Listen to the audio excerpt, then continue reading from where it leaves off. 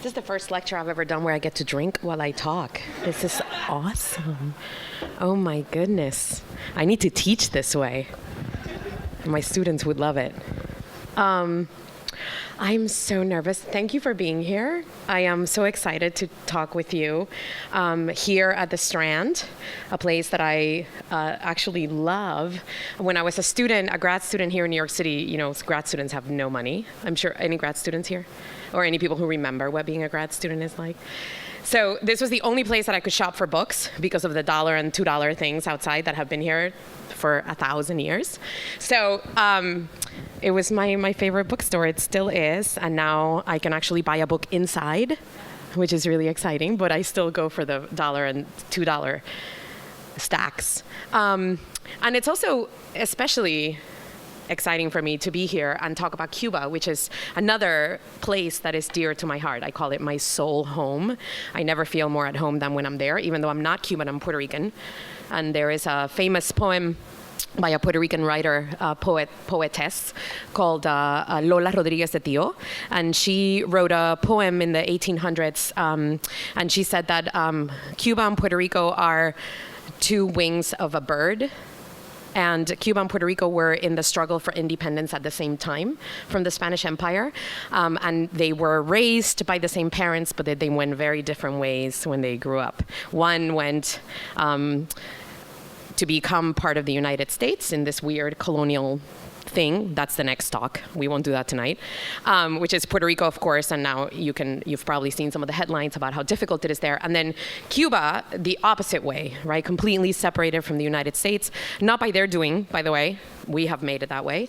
And is really now struggling again because of actions that the United States has taken. So interesting to think about the two of them. But tonight, we're just going to talk about Cuba.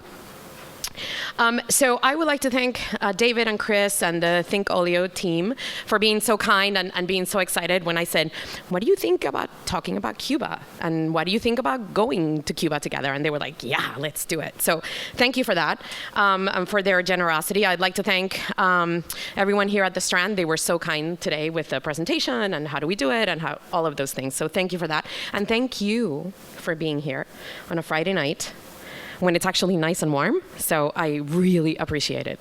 Maybe the beer helps, I don't know. That may be a good thing. So tonight we're going to learn about Cuba and about how Cubans live their everyday life. And if you read the description, it was a lot brainier than I really intended it to be. After I read it, I was like, no, it's not going to be that brainy at all. But you know that it's complicated. It's complicated. It doesn't matter who you talk to in Cuba or who is an expert about Cuba. You talk to them and you ask any single question. It could be anything. It could be, how do you get groceries? It's complicated.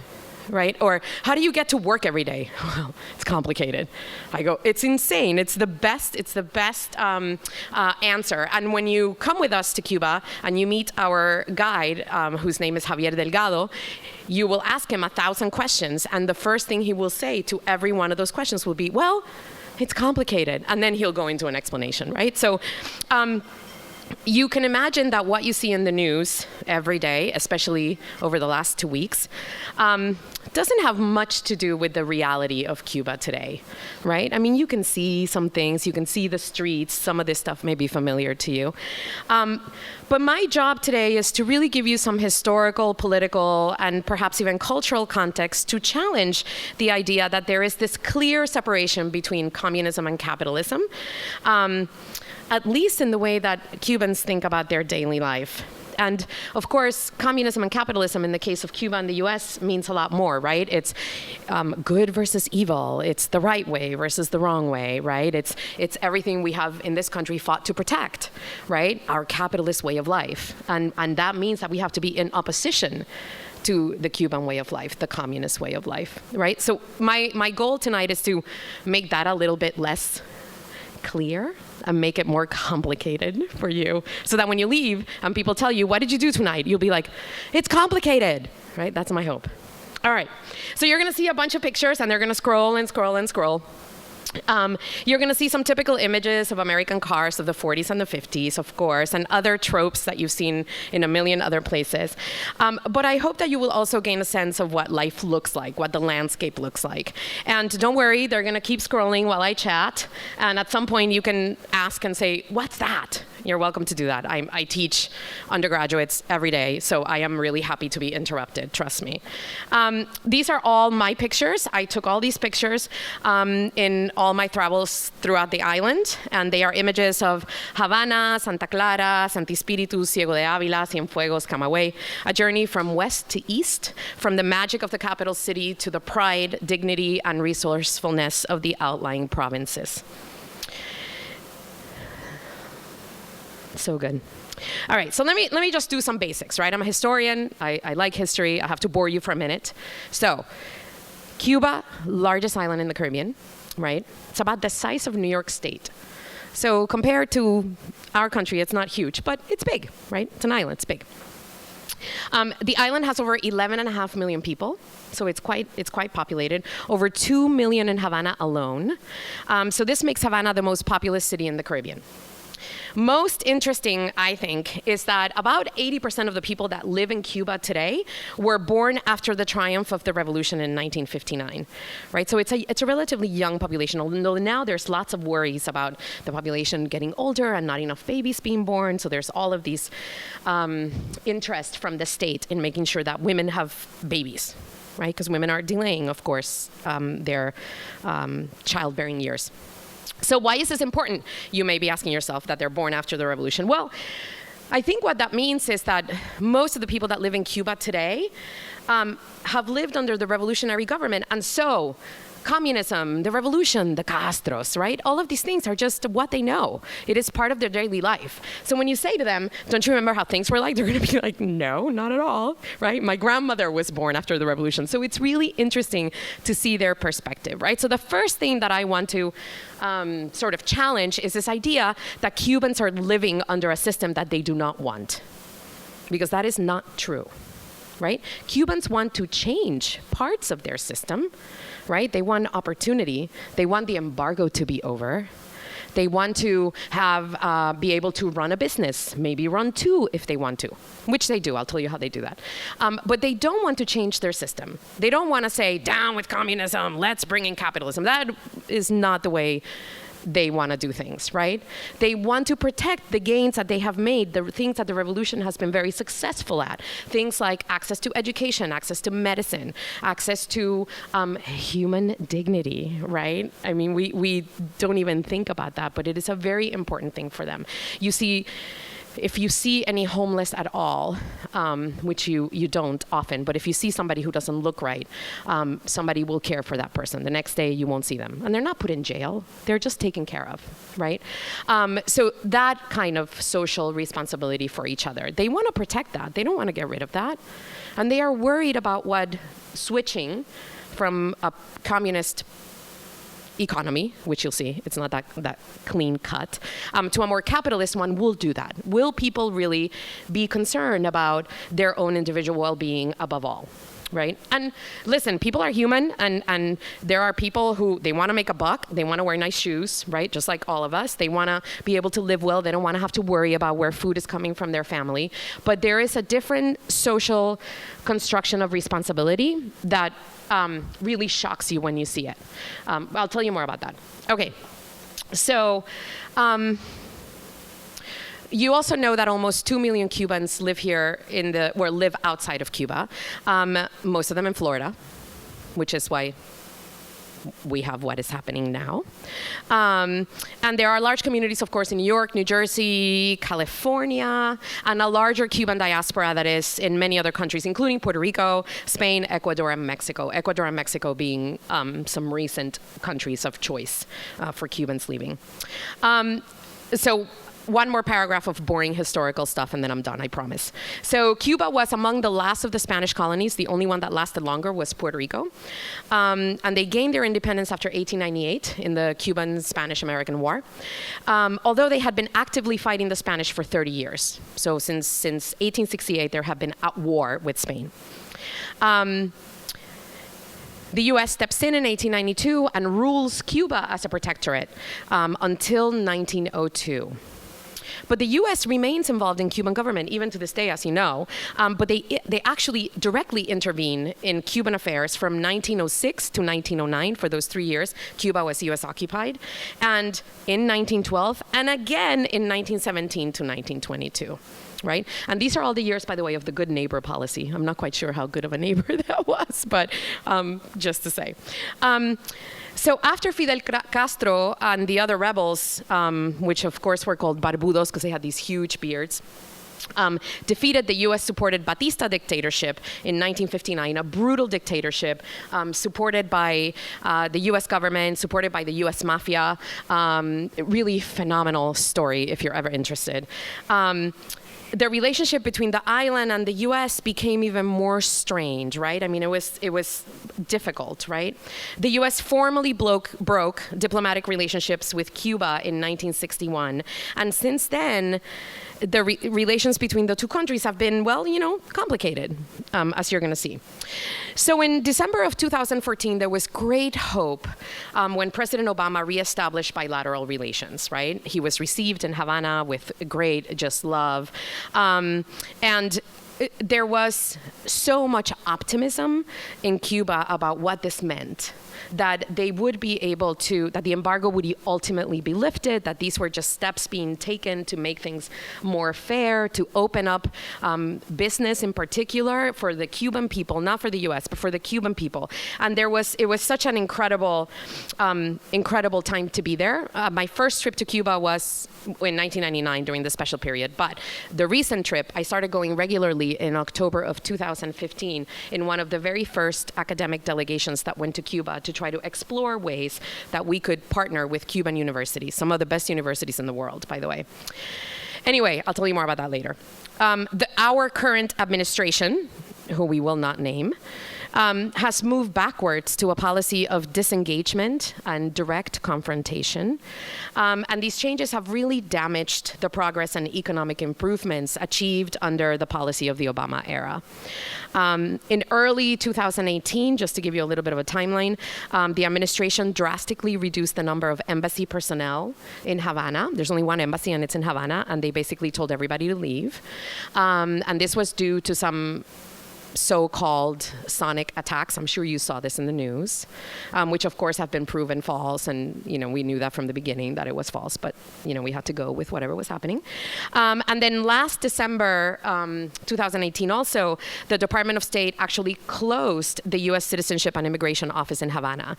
So now if a Cuban wants to come to the U.S. for anything at all, say if I want to invite a colleague to come and present at the university, they have to travel to a third country, Panama, Guyana, Dominican Republic, and then basically wait until they get an appointment at the U.S. Embassy in that country to then get their visa, hopefully, to then go back to Cuba and then travel to the U.S., right? So you can imagine it's basically shut down our ability to bring Cuban colleagues into the U.S. And not just to talk, just to give a talk like this, right? We can't bring them. It's really, really difficult. Several weeks ago, because we hadn't done enough, right? Several weeks ago, and for the first time since it was passed in 1996, the Helms-Burton Act provision that allows U.S. citizens to sue Cuban companies and government entities was actually made enforceable. So it was passed in 1996, but every president until now had chosen to delay it, right? It had been, all right, it's there, but you know what? We're not going to do it. Let's wait 6 months. And then in 6 months, they would do it again. And so it's been like that since 96. Every 6 months, the president would say, no, we're not going to do it. But this president, of course, says, yeah, we're going to allow it. We're going to let it happen. So what this means is that countries like Spain and Mexico, Sweden, Russia, just any country doing business with Cuba is really concerned about what this means. Because if I am Meliá, for example, which is one of the largest hotel companies in Spain, they've been doing business in Cuba for 25 years, right? If they want to invest in a property, the U.S. government can sue. You can sue. right? That's insane. That's illegal in 1,000 different ways, right? It's illegal under international law. It's not the only illegal thing we're doing. I'll tell you more. So anyway, I'll stop. It is fair to say, I think, that the U.S. has really had a significant impact on Cuban economic, political, and social affairs since the 19th century, really. So I told you I started going to Cuba in '99. So now I've been to Cuba 19 times. And the last one was this last April 1st. In June of this year, I'm taking 20 Lehman students and colleagues on a trip all over the island to learn about culture, history, Afro-Cuban traditions, urban renewal, sustainability, private enterprise, Cuban style, right? And that is what I'm hoping that we will do together if you choose to join us in our Cuba trip in September. I'll tell you more about that at the end. So let's get to the topic of what we're talking about tonight, which is this Commu-Capitalist reality of Cuba, which is what I like to call it, because it's communist, but there are elements of capitalism everywhere. And you're going to have to do some work later, so you'll see. All right, so when you ask a Cuban, if you're in the street and you ask a Cuban how they're doing, you're going to hear this. Ya tú sabes en la lucha. You know, in the struggle, right? Ya tú sabes. Or they'll tell you, resolviendo, hermana. I'm working it out, sister. Like, those are the two most common things I hear. Then they tell you about the latest shortages, their worries, they ask for recommendations. Did you hear if there is bread at the bakery? Or worst of all, what is your president planning next? That one kills me every time. So shortages are something that every single Cuban deals with every single day because of the long-standing trade embargo that we have imposed on this island. The Cubans, you should know, they don't call it an embargo, they call it a blockade, the bloqueo. They're like, this is a hard thing. You don't get to call it embargo. You get to say bloqueo, right? It's hard. And this was an embargo that you should know originally started in 1954, and it was purely an arms embargo. It was against getting weapons to Batista. Right? That was the one thing that the U.S. did in support of the revolution. And it was widened throughout the years, president by president by president. It was widened to include all U.S. exports and imports, exports to Cuba and imports from Cuba. And its most recent amendment in 2000 banned foreign subsidiaries of U.S. companies from trading with Cuba. So if Coca-Cola had a subsidiary in Mexico, they could no longer trade with Cuba, right? Which is completely illegal, by the way. This is extraterritorial imposition of foreign policy. You're not supposed to do that, right? It's against international law. We do it anyway. So, of course, the motivation, you can imagine, has been to strangle the communist government, right? The idea is if you pressure the communist government, it will fall. Since 1961. It hasn't yet, right? It's probably not going to. The embargo has had no effect on the government. In fact, it's been the opposite, right? Because every time something happens like this, you can say, see, we told you. We told you that they were our enemy. We told you they were out to get us. What are they going to do now? Because the embargo covers not only things like, I don't know, agricultural supplies and tractors and cars and things like that, but it also includes food, which is also illegal, and it includes medicine, also illegal, right? So it's not about really hurting the government. It's about hurting Cuban people, right? So instead, it's the Cuban people who are affected, and they struggle every single day to meet the basic necessities of their life and their work, right? From food to work. So I'm going to give you a few examples of this so that you know how it works, right? I have a bunch of friends who are artists and artisans, and they can't find pencils so they can draw, paints so they can paint, and raw materials so they can create. All over the place. I hear this all the time. I'll tell you about my friend Carmen, who is the owner of a fabulous and stunningly beautiful restaurant in Havana. I'll tell you privately. I can't say it publicly. She has a menu that changes every single day, and she's not trying to be fancy, and she's not trying to be interesting, but this is what she has to deal with because she is fully dependent on whatever has come into the market and whatever the Cuban farmers have available at any particular day. There are no wholesalers in Cuba, so if you run a restaurant, you are shopping in the same market as everybody else, right? So you don't get a break on price. You just pay what you and I pay at the supermarket. Can you imagine running a restaurant that way? It's insane, right? She has to mark it up. It's business. She has a business to run. She was one of the first women to own a business in Cuba. Restaurants are allowed. Private business is allowed as long as it serves the tourist industry, right? If you make something with your hands, if you're a seamstress, if you're a barber, if you're if you do nails, right? Things like that. You can own your own shop. You can't have a retail store of clothes. You can't go to Panama, for example, buy clothes, bring them in, and then sell them in your shop. You're not allowed to do that. The stores are run by the Cuban government. I see you. I see your face like, what? That's how it works, right? So all of the stores, even you'll see when we go to Cienfuegos, there are some stores that look really funny, and you're like, wow, what is that? And then you go to other stores that look like gorgeous boutiques. It's all owned by the state, right? But if you're a seamstress, you can have your own retail shop. You can sell your own goods because it's stuff that you created with your hands, right? So in a way, you're thinking like, this is really silly. But in another way, think about what that does to the industry, to the handmade industry in Cuba, right? It protects it because it says you are entitled to sell your goods at your business if you make them. Right? So there is incentive for people to become seamstresses and artisans and artists and all of those things. We'll talk about that more in a minute. Okay, my students, I'll tell you other ways that the embargo affects everyday life. My students at the University of Santi Spiritus, one of the universities that I work with often, have to scramble for paper so they can print their papers. When there is paper, there's no ink in the printer. When you have both, the power may be out, right? Because there's not power every day sometimes. Notebooks, maybe, are a luxury. Thumb drives also, although many people now have thumb drives.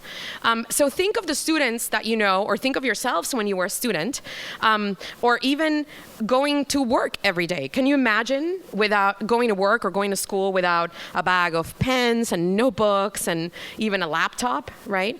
How many of you have more than one notebook? Come on, I know that you do. How many of you have more than one thumb drive?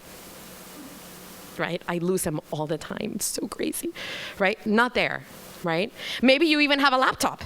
Who has a laptop? Yeah, forget it, not in Cuba, right? If you're a student in Cuba, chances are you don't have a laptop. Chances are you share it with a bunch of friends. If you do have one, everybody kind of uses it, right? You're like, sure, you can use it tonight for an hour, or whatever the case may be. But only those that have relatives abroad and have access to foreign currency, and I'll tell you more about that in a minute, really can afford one. So you don't find them as often. My colleagues at the university, who are exemplary published scholars, they're brilliant, they're remarkable teachers, they don't have access to the latest academic research. You know why? Because the databases are US owned. And because they're US owned, they're blocked from being accessed in Cuba. Right? So I'm working with a PhD student right now, and he has this really great idea about studying blackness and how they teach blackness in a post-revolutionary society in Cuba where racism has been institutionally abolished but still exists socially as a social construct. And he doesn't have any access to the latest amazing work that is happening here in this country and all around the world on this topic, right? So he will find something that is mentioned in some other thing that he's reading, and he will text me, Profe, can you do me a favor? Can you see if this is available? Would you send it to me? Would you scan it? Whatever you can do, can you please find it for me? So it's a, how do you even, and the reason, by the way, you should know, the reason he knows that this even exists is because he actually has a fellowship to be in Brazil for a year. So from Brazil, he can access whatever he wants, right?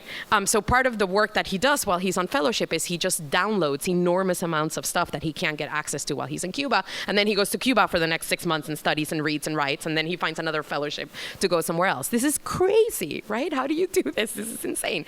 But this is hustling in the best of ways, right? This is how do you resolver? How do you work it out? How do you do what it is that you need to do?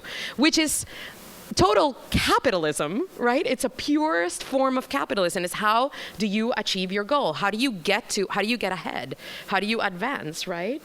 So it's very in their head, in their mindset, it's a very sort of, I need to forge forward.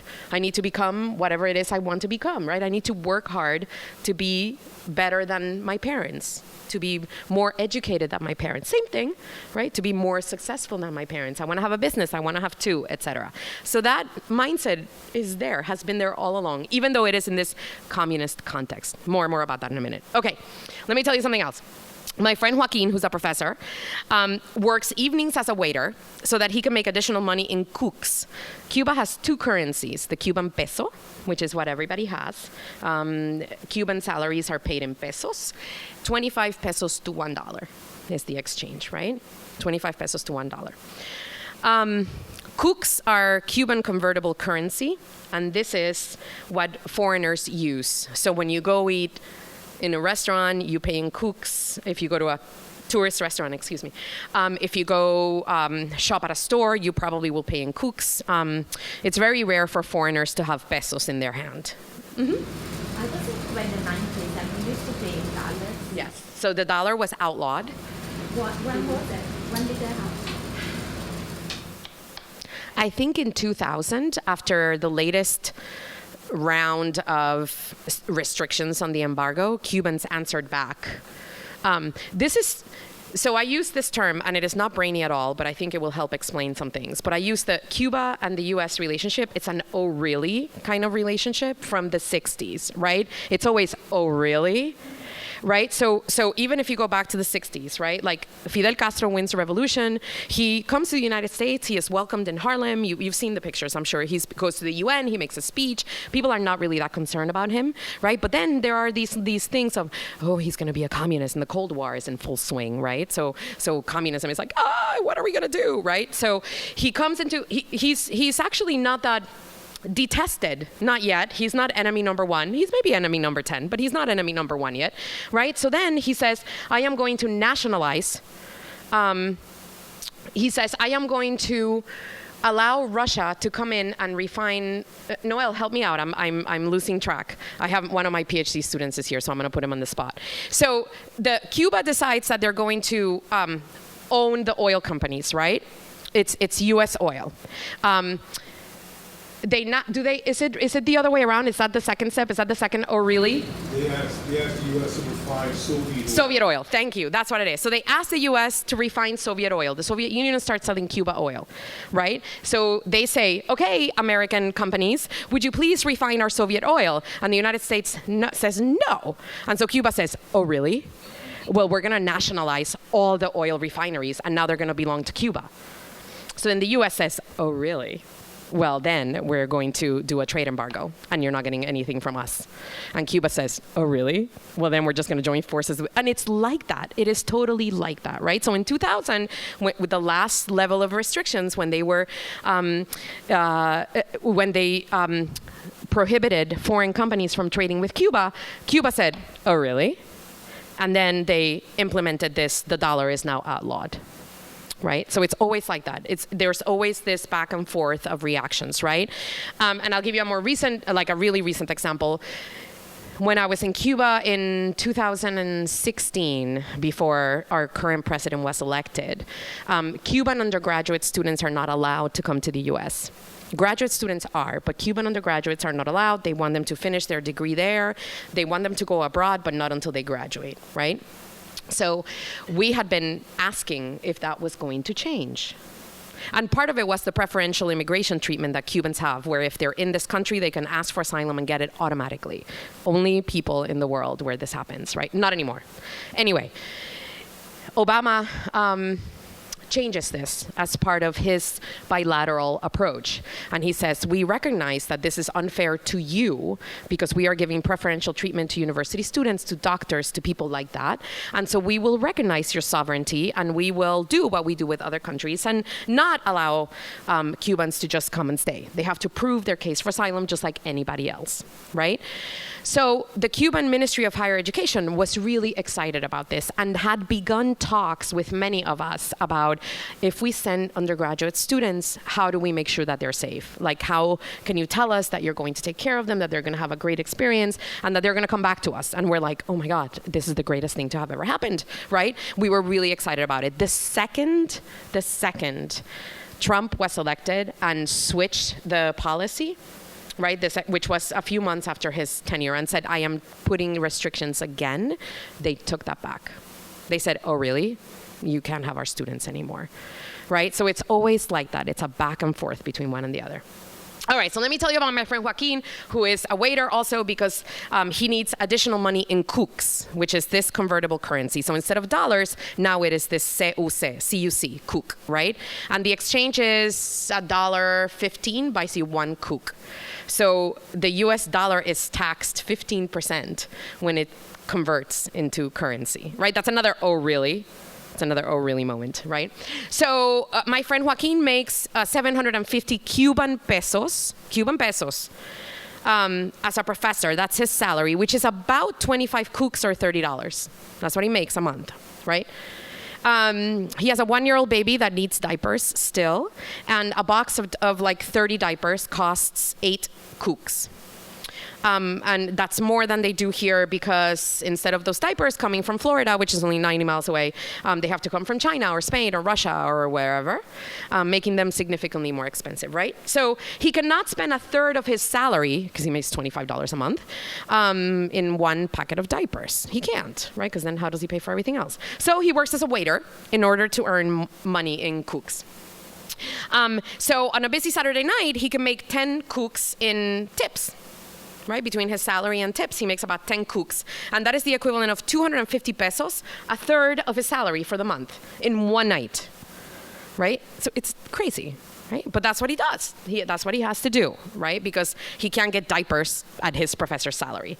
So the salary is the salary, right? And it may be enough if the diapers were not coming from China, right? It may be that he wouldn't need to work as a professor, right? So the embargo does these things to everyday life, right? There are 1,000 stories like this, 1 million of them, in fact. So how do they manage? How do they do it, right? Because people are living and having a good life, right? They are creative, they're inventive, they are the best hustlers I have ever met in the best of ways, and I mean that in the best of ways, right? So I'll tell you about these people that I just told you about. I'm going to tell you how they make things too. My artist friends, they barter, they trade, they buy things from the black market, and there is an enormous, vibrant black market throughout the entire island that includes everything from car parts and gas gauges to chicken and eggs and fabric. Like everything that you could possibly want is in the black market. Hosiery, bras, like everything's in the black market, right?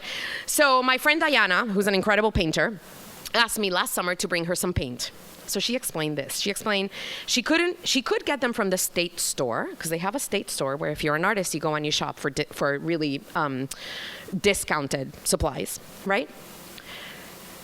But they are either out most of the time, or they have really weird colors like mustard green. And she was like, how much can I do with mustard green, right?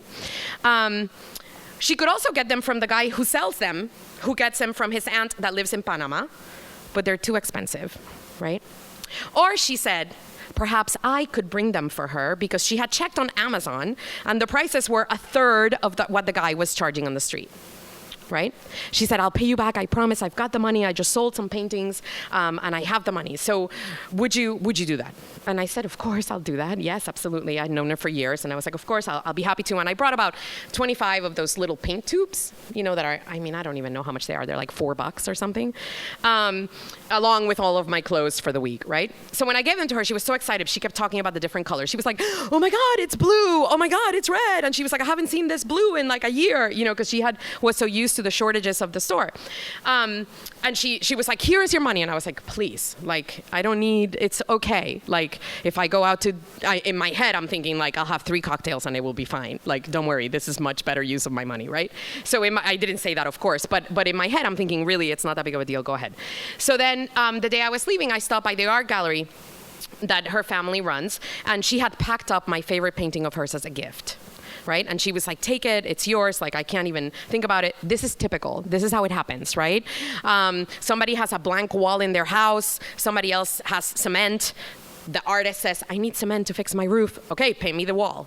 Like that. It happens all the time. It's this old style economy, which is your labor is worth a significant amount of money, and I will do what you need to make that happen, right? It's really fabulous.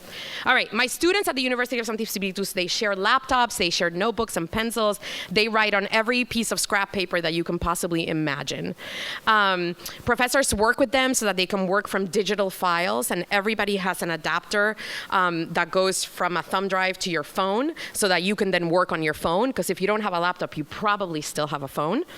And they allow the students to hand in papers that are handwritten, because they may not have a place to print. So go ahead and hand them in handwritten, right? And Carmen, my restaurant owner friend that I told you about, she has several side deals with suppliers. Although really supplier is a little suspect. correct. Right? She doesn't ask where the supplies come from, and he doesn't tell her. So anyway, he comes by every single morning with the catch of the day, snapper, lobster, shrimp. Whatever he has is what she buys for a reduced price because she feeds him every day. So he comes and eats in the kitchen. So he eats a good meal in the middle of the day. And once a week, she makes a flan, which is his wife's favorite dessert. So he's like, I'll give you a break on the price, but you got to make me flan. That's a good deal. I would do that, right? That is a really good deal. She also has this other guy who comes from Matanzas, which is on the outskirts of Havana. And he comes with rabbit. One of her famous dishes is like a rabbit confit. It's incredible. Eggs and this special papaya candy, fruta bomba, they call it in Cuba, that his wife makes, right?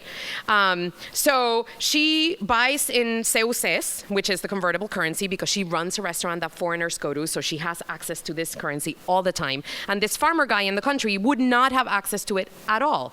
So they deal in cooks so that he can buy the things that he needs that are only available in cooks, and she gets a good deal and doesn't have to worry about whether she's going to have eggs or rabbit for her meals, right? Joaquin, my professor waiter friend, sells his expertise to others wanting to learn how to be a waiter in a restaurant, right? So you have to be certified as a waiter to do this. Like, you can't just be like, oh yeah, I bartended. Like, if you've ever worked in a restaurant, you know you can fake your way in, right? I mean, then they know within 2 hours that you don't know what you're doing, but you can get in. Not in Cuba. You have to be certified. You have to have a license to be a restaurant worker. So he says to them, he's like, come to my restaurant. Come to the restaurant I work with. You can do your internship there. I'll teach you the ropes. I'll teach you the secrets. I'll teach you how it is that you can make a little money. I'll give you cocktail lessons on the side. And you just give me one cook from your tips every night we work together. Right? So Joaquin gets the extra cash for the diapers and other baby supplies that he may need, and his students get expert advice on the cheap. Right? Supply and demand. Right? This is capitalism. Right? This is just somebody trying to make a living. Right? Okay. So what if I said to you, so is this communism? Like, can you see signs of communism in all of these interactions? Which ones? I mean, the fact that they're valuing labor as though it's currency. Okay. Isn't that like the main part of it all? That like the labor is worth more than what we are saying? Okay, good. What else? Oops, what else? How else is a communist? Yes? There's a bit of neo-communism. There's a bit of neo-communism in the concept of actual how it's more narrative, or it kind of wants to bring about that. Okay. Sort of. I think that's why I said neo-communism. Okay. All right, so that there is merit in the work that you do and that has value. Yes. Okay, good. What else? What else? Can you think of anything else that sounds like it could be remotely communist? No, I know you got something to say. I would agree with the aspect of labor. I mean, there isn't exploitation. There isn't this, there isn't this accumulation of capital of your surplus value, which is your labor. That's not happening though. There's an equal exchange, which is something that was promoted even here in this country during the Great Depression. Yeah. By Democrats. So I mean, it's that fair kind of bartering system that's overall communal. Mm-hmm. And capital accumulation is a big deal with capitalism, right? That's what you work for. That's what you ultimately work for, having capital, for amassing capital, right? Because really, do you need $1 billion? No, right? It's nice to have, right? But you don't need it. So capital accumulation is part of the game, right? Now, what about, do you see capitalism in all of these interactions? Like what? What do you see that's capitalist? Exchange of currency, absolutely. One currency is valued more than the other. So you work to get the currency that is valued more. Great. What else? What else?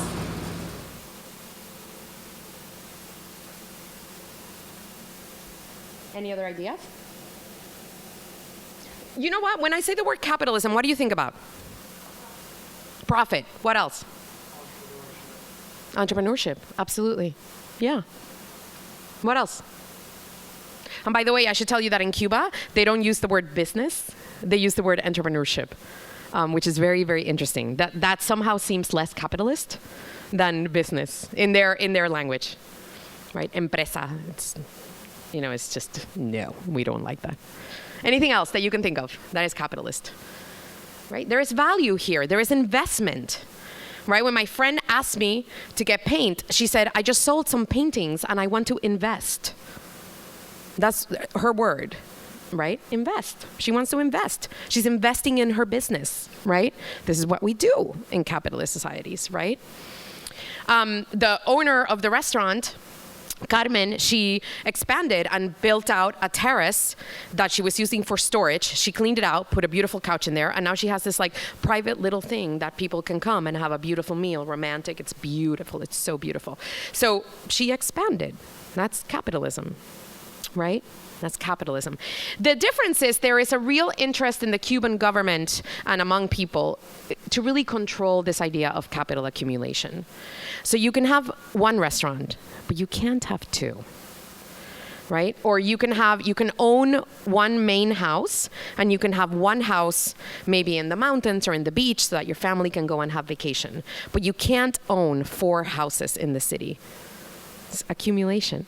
You're taking housing from that belongs to 4 other people to keep it. You don't need 4 houses. You don't. Do you need 4 houses? Right? You don't. So this idea, so it's this weird thing, like, yeah, you can own your own home. It's private property, which is capitalist and against communist ideals, right? But you can't have 4. So there is this, it's weird. It's like, it's commu-capitalist, right? It's a little bit of both. All right.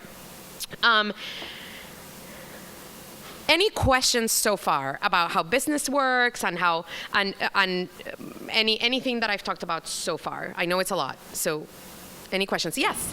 I wanted to ask you about the embargo. So when we lifted the embargo, was there a big difference in the amount of shortages that were happening in terms of food and other supplies? Yeah, so the embargo has not been lifted at all. No, when Obama... He didn't lift the embargo. So what he did is he just opened the channels for business to happen. Let me see if I can explain it in a different way. So the embargo is too hot of a political topic, right? And Obama, who was the ultimate politician, understood that even though the American people want the embargo to end, he was never going to get that through Congress. Congress is the only body that can lift the embargo. So he understood the limitations of saying, we're going to lift the embargo, even though the last poll, it's like 69% of the American people think the embargo should be lifted completely, right? That there should be no restrictions. But he knew that that was a battle he was going to lose. So he didn't go there. So he said, okay, let's talk about opening travel so people can go visit. Let's talk about and think about it. This is the most brilliant of all of these. Is he went along with the Cuban allowances. In other words, the Cuban government already permitted Cubans to set up private businesses in things that had to do with tourists. So what does Obama do? He doesn't say, oh yeah, let's see if McDonald's can come and set up a burger shop. He said, how do we support tourism, which is the one area that you are opening, right? So he knew Cubans were going to say, okay, right? And the airlines, who are still very powerful, were going to say, okay, we're in, right? And then there were going to be the possibility for many other hotel chains like Hilton and Sheraton and, whoever else to come in and maybe invest in that way, for the cruise lines to come in, like Carnival and all of those, right? And so that's what he did. So he sort of, it was like a back door to... I had the opportunity to meet the person who eventually became the ambassador. He wasn't the ambassador just yet. And he explained that the idea behind this policy was to think of it as a sock. That is, when a sock starts to break, like one of those tube socks, and it starts to, you have like one little string, like one little thread, and then you pull it, and then all of a sudden it just like, it gets bigger and bigger and bigger, and it just kind of tumbles all the way down your ankle. That was the strategy.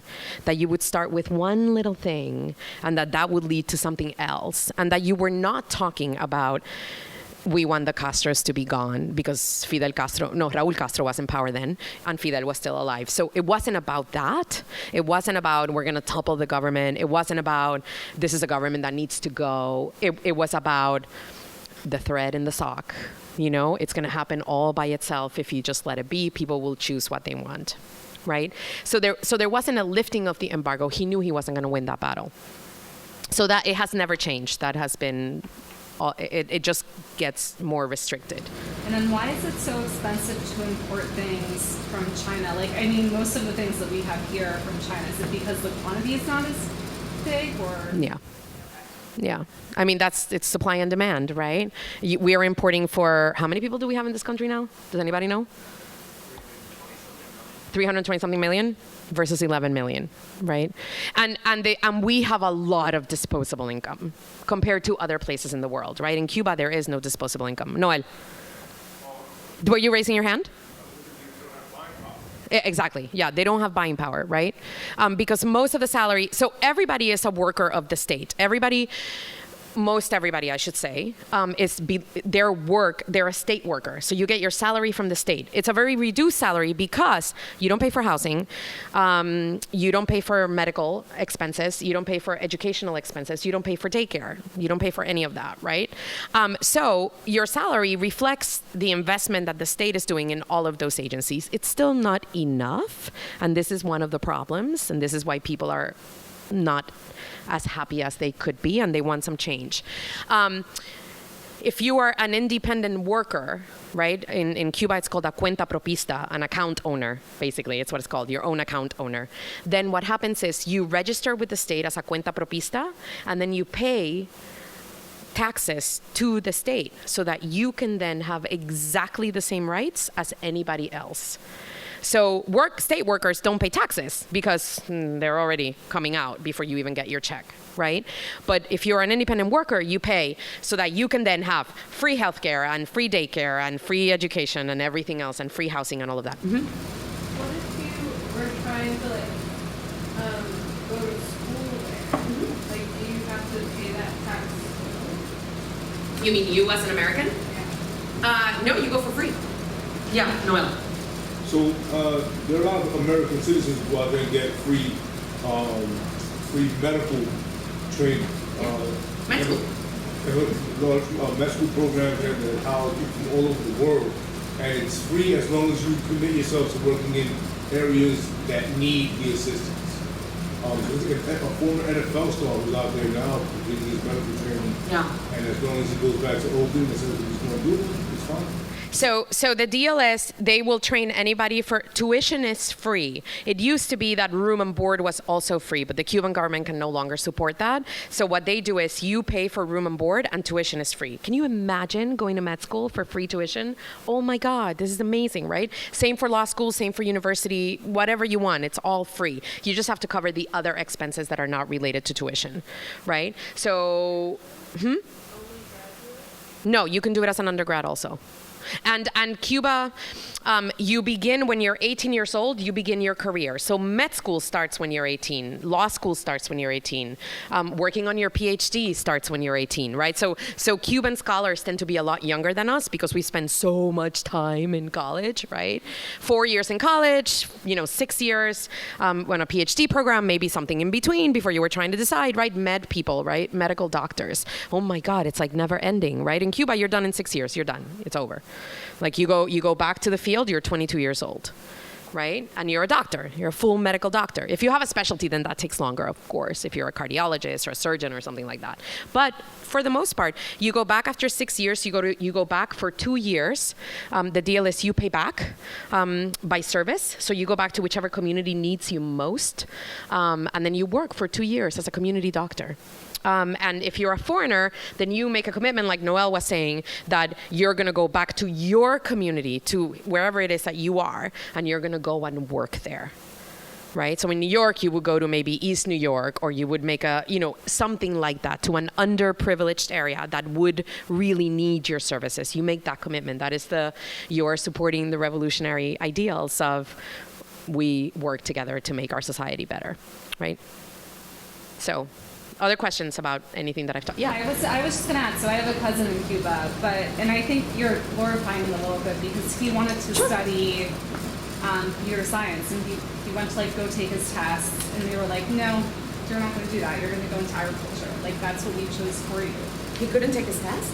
No, he did take a test, but based on his exam results, Okay. they were like, you're All right. not going to computer science. Yeah. You're going to be in agriculture. Yeah. So it's free, but you don't.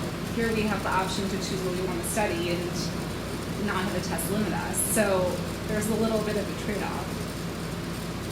But I don't know if I agree with you. I agree that he didn't get what he wanted, but it wasn't a decision. It was based on his test results, which I think is different. It's like us, right? What do we need if we want to go to Harvard in your test score? What do you need? Ridiculous, right? You have to have like 1,600, or you bribe somebody apparently now, right? Right? If you want to go to Lehman, where my students go, you need 1,000. But I think her point is that in America there are other avenues. You could be someone who doesn't test well and go to DeVry and figure out that you're an amazing coder and then end up working at Twitter. You don't have Perhaps. an option like that in Cuba. So I do think she's right in that you're making it sound like it's better than it is education-wise.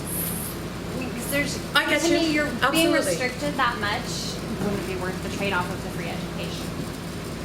Okay, fair. That's fair. I will say that I think that there is a lot less choice here, and I think that in our head, when we think about the U.S., we're like, it's totally free and you can do whatever you want, and that is really not true. Yeah, I mean, if you go to limited DeVry, your options are limited, I think, than if you go somewhere else where you can code and be like, if you go to for example, if you go to Cal State Irvine, right, you're going to be at Facebook within 2 years. If you go to DeVry, maybe you're working in an IT department somewhere, right? I think that we have to be realistic about that as well. So I think that the idea here is that, and it's not a perfect system under any means, ours is not a perfect system, right? There are problems, people are unhappy. I'm sure your cousin would have loved to have been a coder and would have loved to gone to computer science, and the last thing he probably wanted to do was to be an agricultural worker or whatever. I totally get that. And that is one of the things that people get upset about and that they want to change, right? But they also don't want to throw out the baby with the bathwater, right? Like they understand that there is a system that there is testing and that you're going to test differently if you're a doctor or if you're a musician or if you're an artist, that those are different skills and that they're going to test differently.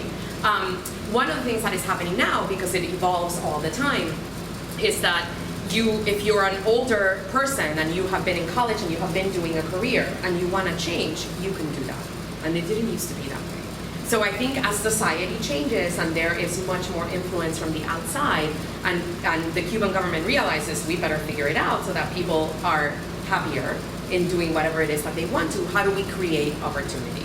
So at one of the universities that I work with, for example, they are doing these weekend courses where people can go from their job, like who are workers now already and maybe are credentialed already or maybe not, never went to college, perhaps not everybody goes to college, right?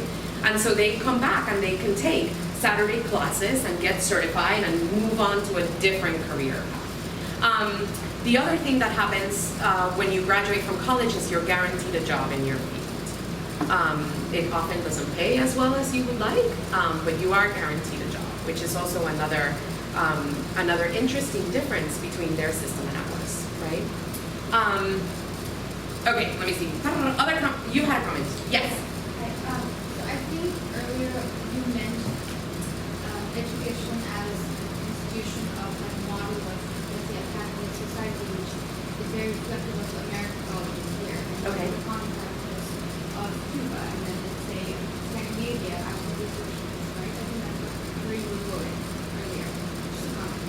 But my question earlier was about what were your experiences regarding how you experienced the airport security checks and what was allowed for you? Oh, in Cuba? Yes. Oh, Could you so- speak it very clearly? Yeah. Oh, it didn't. Here, it didn't matter. I didn't carry it on. I wouldn't have been able to carry it on because of TSA, right? But it just went under my luggage. It wasn't- And back there, you I don't. If I had gone with 4 bags, right. they would have been like, really? What are you bringing? Right? But I just put it in I just brought 1 bag and No, I mean, there's of course there's an immigration check. So you're allowed to travel, right? You can go to Cuba. It's not illegal to go to Cuba. So they don't, and Cubans don't care. We care. They don't care. They want you to go. They want you to come and spend money. They want you to understand their country and visit. We care, but they don't care. So they'll stamp whatever you want. Like, they don't care if you don't want them to stamp your passport. They don't care. They have a visa. You get a paper visa that gets stamped. If you don't want your passport stamped, then they'll just stamp the visa. I get it stamped all the time. They always look at it. So I have this, when you go a lot, then there's a warning that comes up every time you check in when you go through immigration. So I check in and then there's like this red, whoa, it's really funny every time. And so we get interviewed and they say, what are you doing here? You're back. And I say, yes, I'm back. It takes 15 minutes. It's a great conversation and then I leave. Yes? I guess starting off with that, do Cubans ever see tourism as a threat to nationalism? Not at all. No, they are so comfortable in their own skin, and they are so proud of who they are, and they understand that you are there because you want to learn. Like, it really changes your perspective as a traveler, I think, because I think we're used to going to other places and being like, oh, you know what you should do? Or, oh man, I wish this worked, or this, like we do that in our U.S. when we wear our U.S. hats. But I think in Cuba you are challenged to really take off that hat and deal with like crazy stuff. You're like, are you serious with this? But you sort of know that it's part of the problems with infrastructure, the problems with, I mean, there are 1,000 problems, right? There is, in Havana, water is sometimes an issue. There isn't enough water because the pipes are 50 years old and they've never had any maintenance, right? Because they can't get steel because it's not important. Like it's it's one thing after the other. You can see over here, you've seen some pictures of crumbling buildings. That's not because people don't care. There's probably people living in them. It's just they can't get cement, right? There's no cement. It's impossible to get cement. You can get it in the black market, but you need to have a lot of money to do it. Yes? Since it's legal to go to Cuba, why would you not want your passport stamped? Because when you come in, sometimes they're like, why were you doing there? Do you have your paper? It's never happened to me or to anybody I have ever traveled with. But they are completely free, as our immigration agents are, to ask you whatever they want.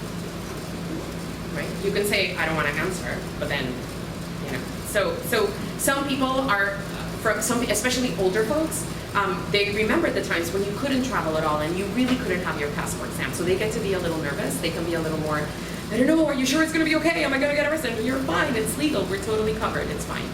And our trip with ThinkOlio will very much be totally legal. And we're not doing anything that we wouldn't be able to report to the government. Noah, you wanted to say something? I wanted to show the concept of opportunity and why the Cubans are shifting to allow more capitalist ventures on the island is because of opportunity. The state, as you mentioned, is the largest employer. They take care of everybody in a sense.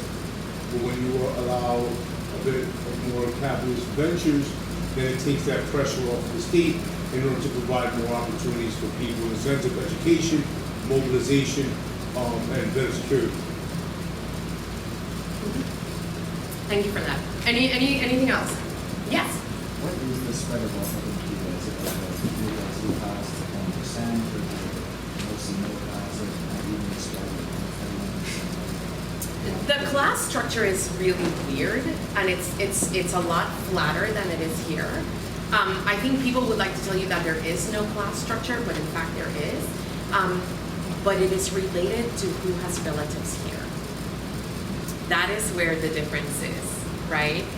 People who are business owners tend to have access to foreign dollars because they're dealing with tourists, and so those folks tend to they can buy cement in the black market, right? They're not rich, but they can have the cement that they need to fix their house because they have access to dollars, or to coups, right, or euros. Euros are allowed, just the dollar is not allowed. So that is where you really see the difference. So you can basically tell by just walking down the street who has access to coups. Because of the condition of their house, because of the clothes that they're wearing, because of, those are the best indicators, really. And you can tell who doesn't by the same token. Yeah, of course. So you said housing is free. So like, how do you get a house like this? Like, who has a nice house as well as the bad house?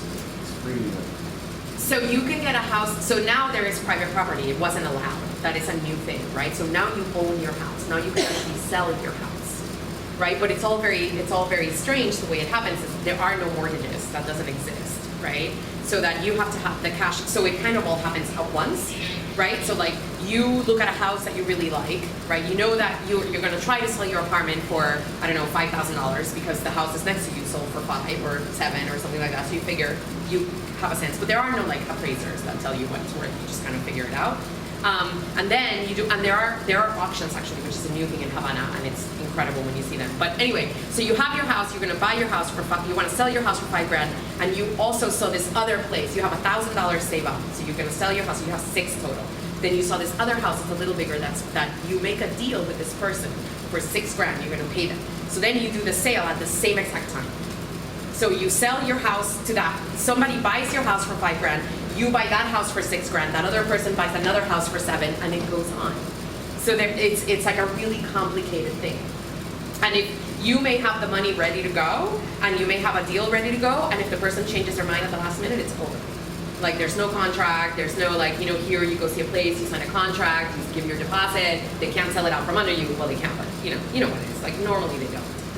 Or if you get a rental, like once you sign the contract, it's your house, right? Like that, it doesn't happen that way. It kind of all happens at once. But you get a house assigned to you, depending on what's available. There's a huge problem with housing, and there are shortages of housing everywhere because there are few construction materials. So people will do in Havana. I think you've seen some of the taller buildings in Havana. The ceilings are very tall, like they are here. So people are building second stories in their house so they can house another part of the family in a second story because there are no apartments, especially in a place like Havana where there is no place to build. It's like New York City, right? Except we build up, right? They don't because it's a colonial city. So in the outskirts you see some buildings, but in the interior you don't. And when we go to Cienfuegos, you'll see that too. It's all short, it's all small houses. Colonial buildings, I think, are 3 to 5 stories. They can't really go higher than that. You won't see any high rises. The second you're out of the city proper, then you'll see bigger buildings that they built. Usually Soviet-looking, really ugly buildings, but that's just the architecture of the time, right? Other questions? Yes, sir. No, yeah. So how well are those houses maintained? How well? It depends. Yeah. It depends. I mean, you've seen a little bit of both here, right? Yeah. Houses that are really pristine and beautiful, and those people have access to dollars, probably access to foreign currency. People who don't.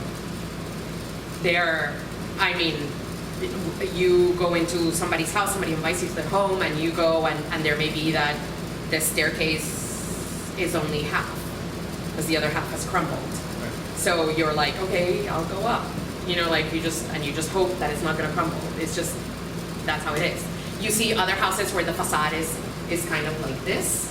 So like, it's like this and being held with like sticks like this because it's about to crumble. So it's a little bit of everything. You see everything, and people are living there, right? So there's a little bit of everything. And the government is technically, right, supposed to help you maintain your house, but there is no money. There's no money. Has that gotten worse? Yeah, it's gotten worse. It sort of had this uptick from 14 to really the beginning of 17, and then there was a decline in about 40% of tourism, just with Trump announcing that there would be changes. Even though the changes didn't do anything at all, there were no restrictions, there were nothing actually changed. There was just a lot of noise. People got really scared, and 40% less tourism from one year to the next. Most recently, they're actually using the term veil tourism, right? Of course. So they're trying to. It sounds like they're trying to crack down on actual trips, like what you're planning. Well, yeah, except there were, instead of us waiting until September to do it, there would have been a trip every month. Like, that's the difference, right? Right, yeah. That now it's much more complicated to pull those trips together. Yeah.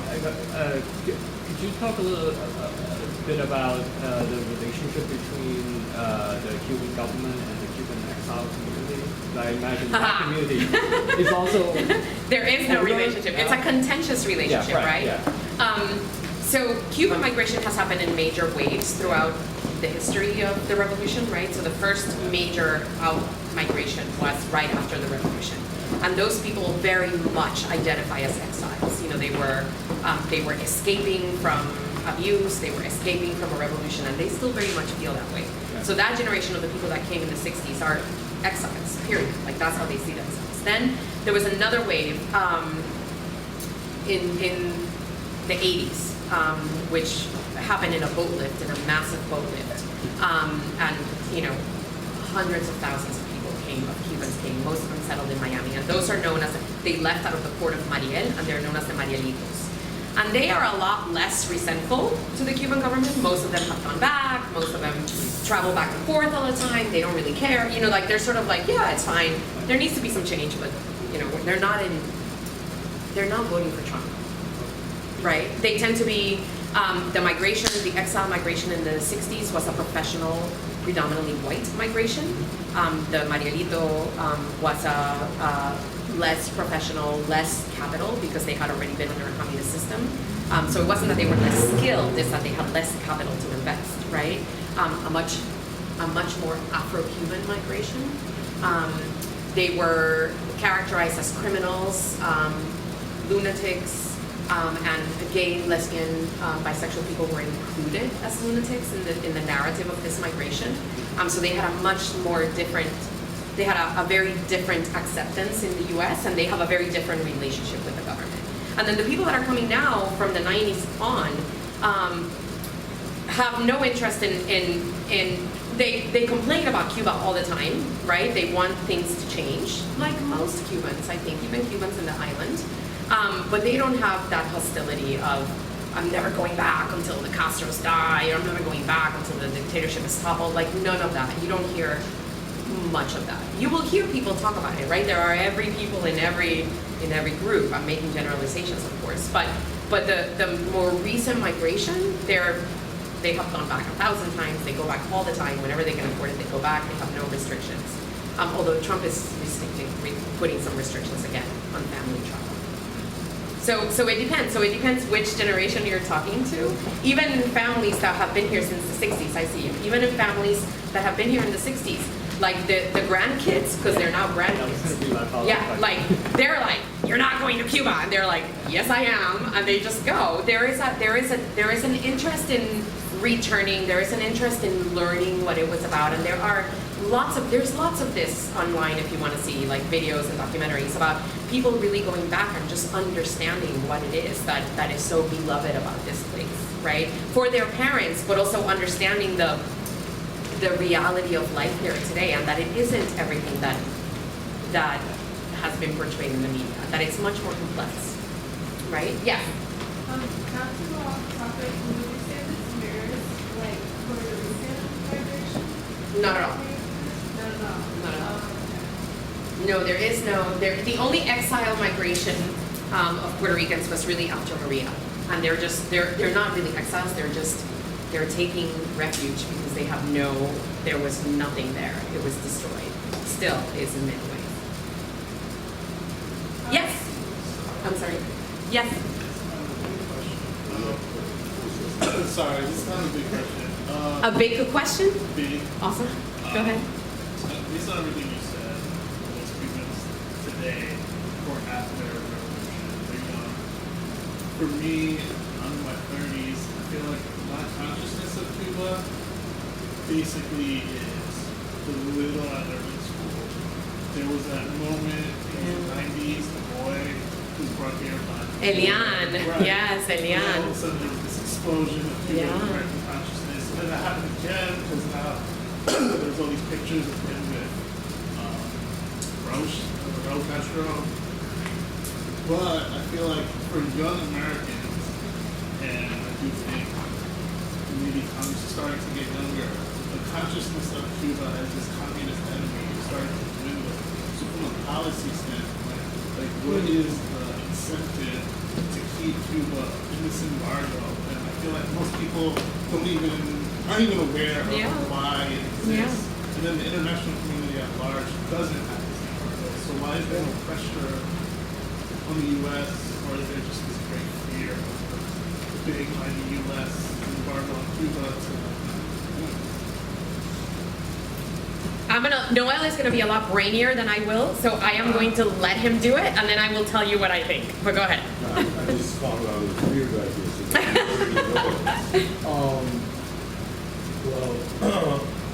Why is there no? Actually, there's pressure. There's been pressure for a while where a lot of people have opposed the embargo for decades. I mean, opposed the embargo at the UN and countless conferences and I mean, there was massive pressure to keep it with the OAS, but throughout the world, there's been kind of a backlash on why are we still doing this? And the consciousness, I mean, when it came to civil rights and African liberation movements, Cuba was at the forefront. So the rest of the world does recognize its contribution to the world. It's just that here, trying to maintain a particular view, things have been misconstrued. I'll leave it at that. Yeah. Listen, I have one word for you. Why this is still going on. Florida. Yeah, no, definitely. That is what this is all about. Whoever, because Cuban Americans vote at such a higher rate than other populations, whoever wins the Cuban vote in Florida wins Florida, and whoever wins Florida wins the White House. That's what this is all about. Right? I mean, there are 1,000 things that we could say. We can use the rhetoric of freedom of speech, and we can use the rhetoric of dictatorship, and we can use the rhetoric of this is undemocratic, or all of that, which is all not true, by the way.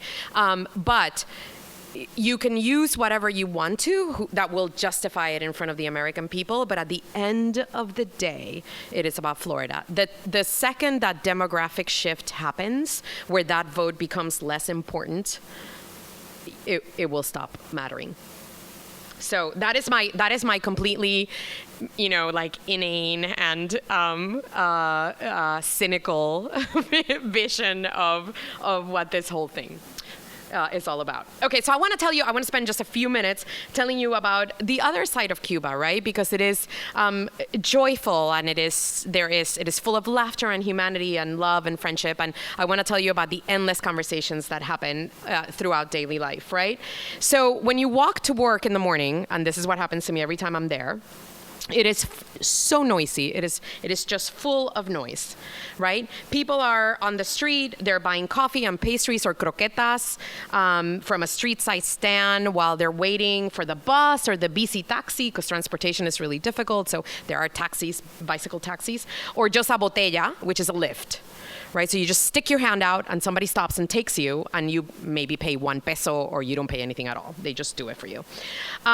Parents are hustling to get the kids to school or to daycare and then go into their jobs. It's like a normal city, right? There are lines at the bank. There are lines at Etexa, which is a telephone company, and they sell internet cards because you have to buy a card to get on the internet, like the old long distance cards. Some of you are too young for this, but some of those who remember, we remember this. Or the Cadeca, which are the currency exchange offices, right? Where you can change pesos for cooks or dollars for cooks. There's a line at the notary, and you can tell what day of the week it is by looking at the longest line in the boulevard, this main commercial and pedestrian street in every single town in Cuba. You'll see this when we go to Cienfuegos, right? So if the line is at the food store, at the canned goods store, then it's Monday, right? It's Wednesday if the line is at the children's clothing store because something came in. And it's Thursday if the longest line is at the pharmacy. Right? So you can tell by what life is like, right? There is conversation everywhere. You don't stand in line, you talk in line. You talk all the time. People gather on the street, they see you walking, they say hello. They really mean hello. They're not like, hey, and keep walking. They're like, hi, how are you? It's so nice to see you. 4 kisses, right? How's your mom? And your kids are great? Awesome. And they look at you in the eyes and you're like, what is going on? Because as New Yorkers, we're not used to that, right? We're used to you're going on your own. Nobody's walking. Now you see it a little more, but you don't see a lot of people on their phones all the time. that you have a quick conversation about the newest shortage, right? Did you find oil? Do you know a lawyer? I want to buy a house. Do you know where I can get some cement, a hammer? Can you believe what the government did today? This is awesome conversation in Cuba also. Quickly followed by a joke about the stupidity of the latest government press release, which everybody knows is BS. So everybody talks about this. And, the truth is that people are highly vocal about what the government is doing that they're upset of, just like we are. They're the same as we are. And like I said, people really look at each other when they talk. And I was born and raised in Puerto Rico, but I have been in New York for 26 years, so I'm a New Yorican through and through. So you can imagine how difficult it was to get used to slowly walking down the street. The 5-minute New York walk from the subway to my job, right, became a 45-minute mandatory stroll through the neighborhood with students yelling, "Profe, buenos dias," or people stopping me to chat or running an errand before the lines got too long or it was too damn hot to stand in line under the sun, right? The first time I came back to New York after being in Cuba for an extended time, I could not believe how silent the city was. And it's noisy. Of course it's noisy. New York is so damn noisy, right? But have you ever noticed how deprived it is of human noise, of conversation? It's like it affects you, right? So take a look around the subway or the bus the next time you're riding. People are silent, right? It takes me about 48 hours, many weird stares and people moving away from me to remember that I'm not supposed to talk to people in the subway. You may have to visit the doctor because you're not well, or you may need a checkup or a surgical procedure. It will all be free. We talked about this already, right? So medicines are really hard to come by because of the embargo. And especially over-the-counter medicines like aspirin, antacids, like anything you can think of that we have in our pocket, it's impossible to get there. If you are pregnant, you are cared for from the moment that you are pregnant to the moment you deliver. And if you have complications, you are moved to a mother's home where pregnant women are cared for, and you are stay there for the remainder of your pregnancy. Your family can come and stay with you if you want them to. And of course, that is all free. You are guaranteed your job a year after you have your child. So you can take a year off, paid maternity leave, and you are guaranteed to come back to your job after you're done. And when you go back to work, your older siblings or parents or whoever can apply for an extended 1-year family leave so that you can go back to work and your child can still be cared for until the child is 2 and can go into free daycare. Right? Isn't that amazing? It's amazing, right? Look, I'm glorifying it. Okay, it's fine, I'm glorifying it, but damn, when I had 2 kids, I would have loved to have somebody say, take a year off and come back to your job, because I would have done it in a second, right? Noel, did you want to say something? I think it's glorification, I think these are facts.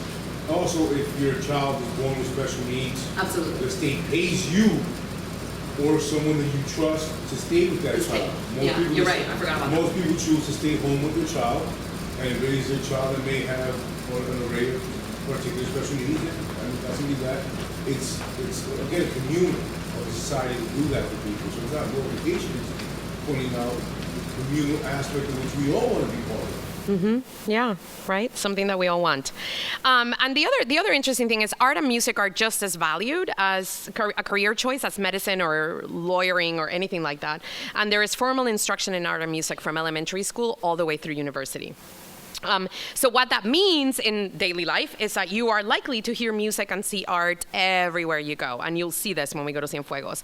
So artists work with their workshops open to the street. And if you go into an art gallery, it is likely that you will chat with the person who actually made the piece that you are interested in buying. Artisans sell on the street.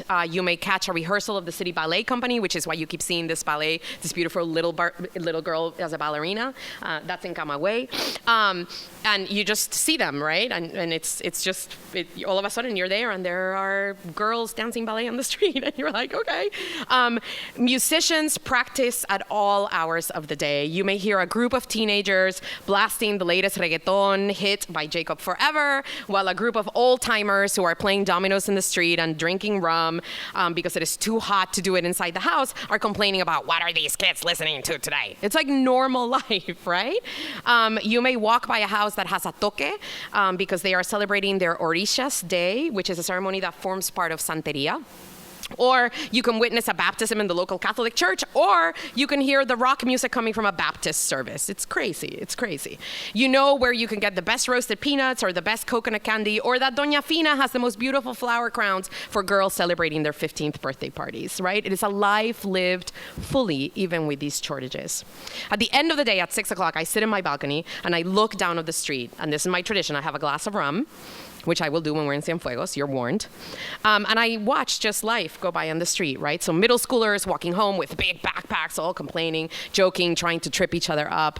I see tourists listening to local guides tell them about some historical fact. Every once in a while, somebody asks a question. There's a dad with his third grade boy, and they may be talking about school or talking about dinner or whatever, but they're talking to each other, right? There are 3 guys walking by. They're dressed like any of my students. They're smiling, they're talking shit, they're messing with each other, they're checking out the girls, they're laughing, they're obnoxious, they're perfect.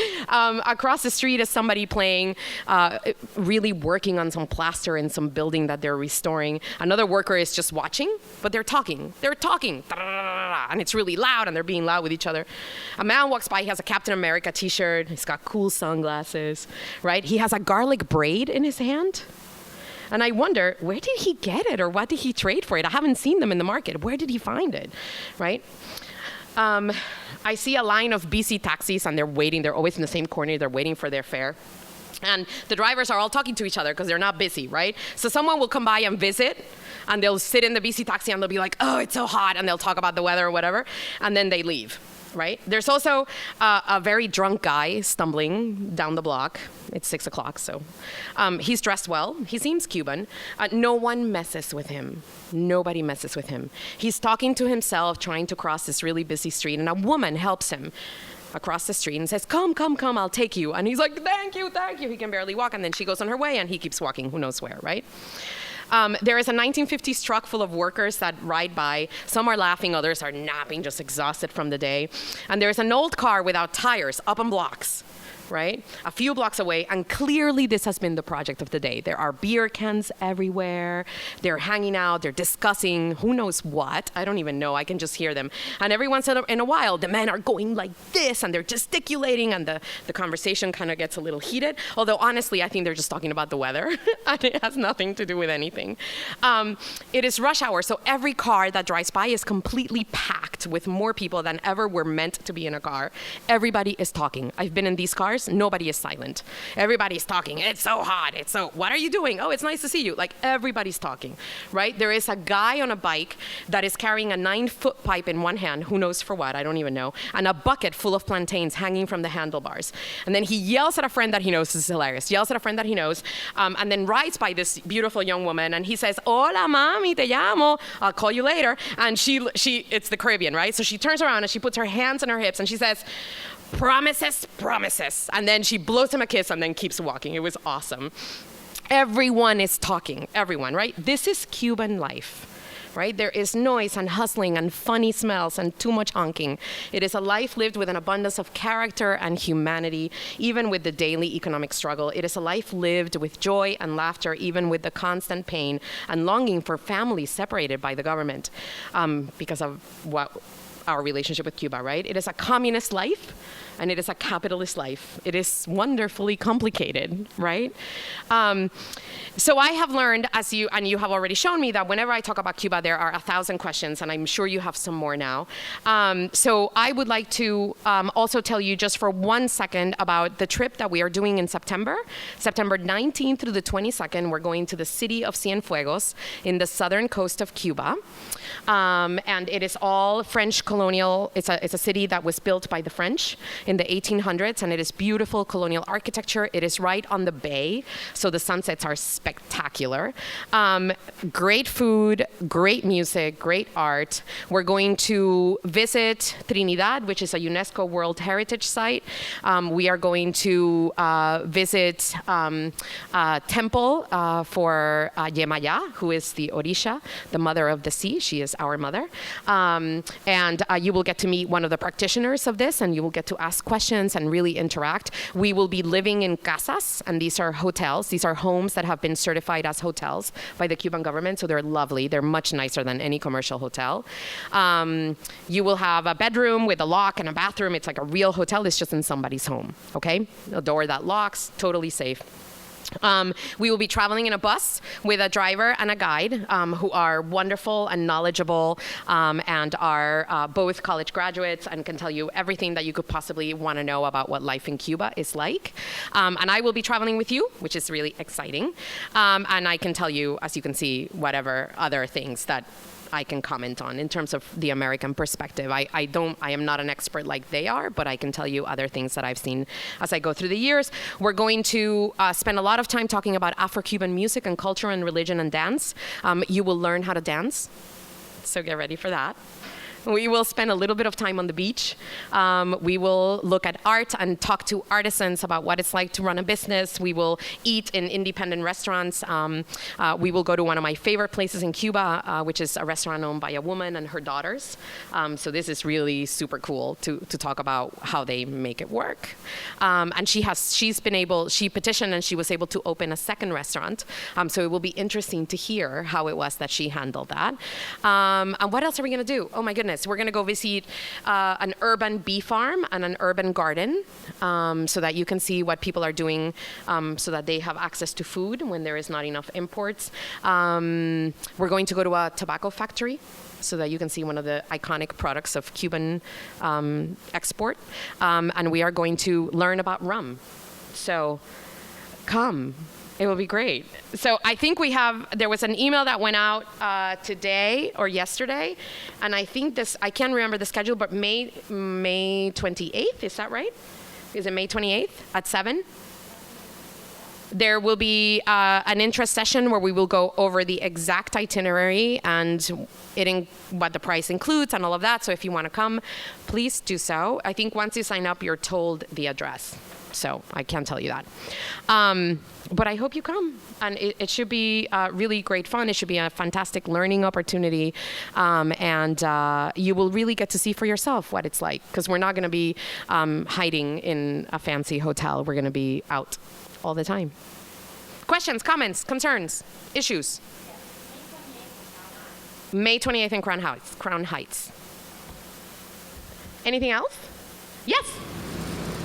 I wanted to know if Cuba nationalism was a thing, if it was really a strong sentiment among the Cuban people. Yes. You mean people proud of being Cuban? Oh my God, yes, absolutely. Yeah, it is a defining. Yeah, I mean, you see it everywhere. You see it in the way that people talk about their city. You see it in. You see it. People talk about it all the time. People are like, we're Cuban, we're so excited, and the relationship is when you meet them, they're like, let me tell you all that you want to know. You know, like people are not afraid to talk about Cuba. They're not afraid to talk about the things that they like and the things that they don't like. You know, they want us to get to know them. They want us to, because in their head, the more we know about them, the more we will respect them. Right? And they want to share that with you. They're so proud of who they are and what they've accomplished. And they are proud of living in this society that they created, that came out of dictatorship and abuse and Batista, right, before the revolution, and U.S. abuse and all of those things. And they're proud of the fact that they have survived, even with the U.S. embargo, even with an invasion, right, failed invasion, but still an invasion, even with everything that has been put in their way. They're really proud of their resiliency and their ability to rely on each other and all of these things. So yeah, absolutely, nationalism is a really big thing. Anything else? I have a big question. A big question? Okay. Yeah, you can Go ahead. This is going to be the Last one? Okay. Okay. Thank you. Can you say a little bit more about relations in Cuba? Racial relations? Yeah. You said earlier that the official government and social Cultural relations, construction, right? Cultural So racism is outlawed in the Constitution. There is an actual statement that says there will be no racist practice, right? But then there is, it is the Caribbean, and it is 500 years of Spanish colonial culture and social structures. which means that some of the social racism still exists. And so when you go into a hotel, a fancy hotel, for example, you are likely to see white Cubans at the front desk and black Cubans working in the grounds, right? Or you are likely to see more white Cuban bartenders in fancy restaurants than you are to see black Cubans. But you would see a lot of black Cubans in the dance shows. Like, that kind of racism still exists, right? Even in government-owned hotels. Yeah, yeah. So it's a cultural racism more than an institutional racism, but it's messy, right? It is. They are way ahead. We have much to learn from the ways that they have done things. For example, if you go into the medical school, you go in there and you are stunned because it is mostly black students, Afro-Cuban students, or maybe even African students. They have a huge group of African students that come in and study medicine there. So access is access to things, like access to education, those are all equal, and it is purely merit-based. You get a score on your test and you get in. That's it. Like, if you score high enough, you get into med school. That's it. Like, no questions asked, right? So in that sense, there is great success, right? But in terms of the social, there's still, you know, like, if you are a white Cuban and you're dating somebody who is black, they may say something, like, your family may say something about it. Like, oh, are you sure? I don't know. I think you like black people. You know, like, that kind of cultural racism is still very much in place. Aclara la raza. Yeah, I mean, this was a thing, right? That you were taught, like colonialism, right? You have to better the race, right? You have to always better the race. Like, immigration was on purpose. They invited white Europeans to migrate into the islands because they wanted to make the islands whiter, right? Ivan, last comment, and then we're done. I was just going to say, would you consider the racism that you're describing more of a colorism issue than you would a racism issue? That's a really good point. I don't know. I have to think about it. We're done. I'm happy to stay behind if anybody wants to chat, but I think that our friends need to close up and leave. Thank you so much. You're welcome.